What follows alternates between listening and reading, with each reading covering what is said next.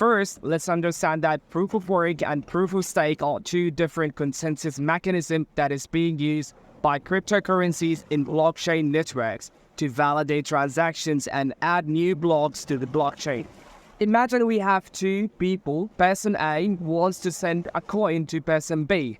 But before that, the transactions must be validated before the coins get to person B. Cryptocurrencies is decentralized and needs to be verified by computers to make the transaction visible.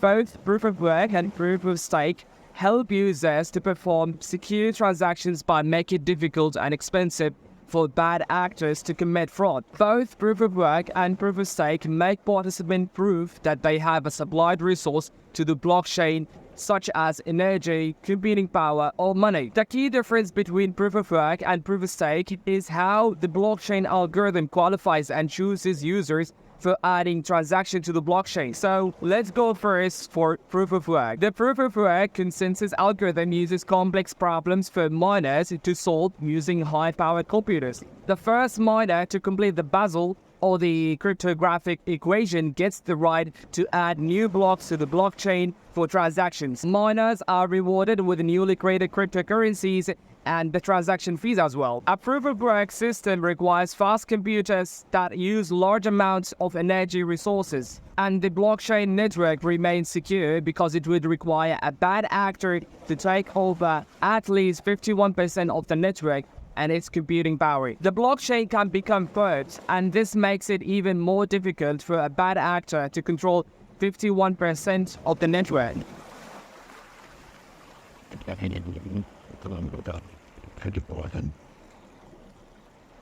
Because they would have to split computing resources to both sides of the fork and support both blockchains to gain that amount of control. And in terms of energy consumption, proof of work is known for its high energy consumption. Proof of work requires miners to solve computationally intensive problems, often involving brute force calculation. Now moving to proof of stake. With the proof of stake, validators pledge an investment in digital currency before validating transactions. Validators are choosing to create new blocks and validate a transaction based on the amount of cryptocurrency they hold and willing to stake as a collateral. Validators also show how long they have been validating transactions. The choice for who validates each transaction is random, using weighted algorithm, which is weighted based on the amount of stake and the validation experience as well. After a validator verifies a block added to the chain, and the miner receives a cryptocurrency called a fee